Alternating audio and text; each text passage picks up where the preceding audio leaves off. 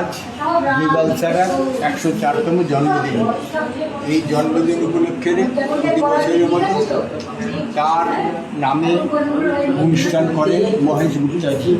এই অনুষ্ঠানে বিভিন্ন গুণী শিল্পীরা যারা বিবালসারাজি সান্নিধ্য পেয়েছেন তার সুরে গান গেয়েছেন, এছাড়াও নতুন প্রজন্মের শিল্পীরা তার সুরে গান গান। আজকে এই অনুষ্ঠানে বিভিন্ন শিল্পীদের মধ্যে এসেছেন সঙ্গীত ভারতী ডক্টর দীপশ্রী পাল, তিনিও তার নামাঙ্কিত পুরস্কার পাচ্ছেন। আচ্ছা দিদি, আপনি আজকে বিবালসারার মতো বিশ্ববরেণ্য শিল্পী নামাঙ্কিত পুরস্কার পাচ্ছেন, তার সুরে গান গাইবেন, কেমন লাগছে? নমস্কার। অসাধারণ এক সুন্দর পরিবেশ, স্বপ্নময় পরিবেশ।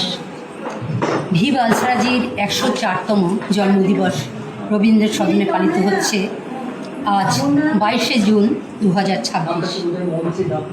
প্রবাদ প্রতিম সুরের জাদুকর, যুগে যুগে স্মরণীয় এই চিরস্মরণীয় ব্যক্তিত্ব বিবালসারাজির নামাঙ্কিত সম্মান যে আমি পাব, এটা আমার জীবনের অত্যন্ত আনন্দ, গর্বের এবং স্মরণীয়।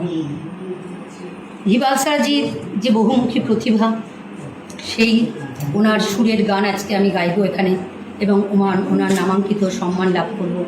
এ আমার জীবনের পরম প্রাপ্তি। কারণ এইসব মহান সুরের ব্যক্তিত্বদের কাছ থেকে গান গাওয়া, আজ যেটুকু গেয়েছি বা গান লেখা, গানের বই লিখছি, সুর করা যেটুকু করছি, সবই ওনার অবদান, মানে ওনাদের অবদান। এইসব মহান ব্যক্তিত্বদের দেখেই আমরা শিখছি, ভবিষ্যৎ জীবনেও শিখব। আজ বিবালসারাজির 104তম জন্মদিন রবীন্দ্র সদনে পালিত হচ্ছে। আমি দীপশ্রী যে ওনার নামাঙ্কিত সম্মান লাভ করব এবং প্রভাতী মুখোপাধ্যায়, আমাদের প্রভাতীদি, ওনার হাত থেকে আমি পাবো। কল্যাণদা ছিলেন, কল্যাণ সেন বরার, সমস্ত মহান ব্যক্তিত্বরা আজকে এখানে এসেছেন, যাদের দেখে আজ আমরা আপ্লুত এবং যাদের সুর, কথা এবং গান আমাদের গুণমুগ্ধ হয়ে আজ আমরা এতটা এগোনোর স্পর্ধা লাভ করেছি।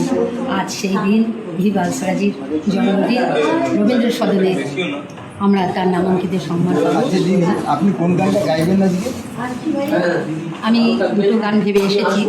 একটি সিদ্ধার্থ বন্দ্যোপাধ্যায় বিবালসারাজির সুরে আজ যত যুদ্ধবাজ, আরেকটি তো ভেবে রেখেছি আয় কুকুয়ায় হেমন্ত মুখোপাধ্যায় এবং শ্রাবন্তী মজুমদার, এনাদের চিরস্মরণীয় গান। জানি না দুজনের গান, কিন্তু এটা একটা ভাবছি, দেখা যাক কতটা সাফল্যমণ্ডিত হয়। কোন গানটা আমি করি? পুলক বন্দ্যোপাধ্যায়ের লেখা বিখ্যাত। আপনি গান গেয়েছিলেন, আপনার গান শুনে বিবালসারাজি আপনাকে আশীর্বাদ করছেন, সেটা কবে এবং কোথায়? হ্যাঁ, এটা আমার জীবনের একটা পরম প্রাপ্তি।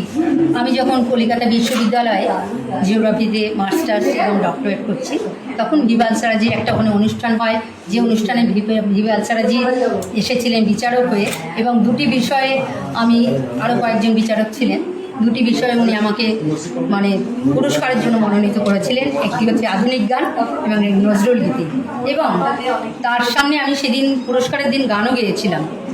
সবথেকে আনন্দের বিষয় হচ্ছে উনি যে মন্ত্রটা আমাকে শিখিয়ে দিয়ে গেছে, সেই মন্ত্রে দীক্ষিত হয়ে আজও পথ চলছি। উনি বলেছিলেন যে জীবনে সুখ দুঃখ যাই আসুক, গানকে সাথে রেখো, গানকে সাথে রেখো। ভালো থাকবেন। নমস্কার।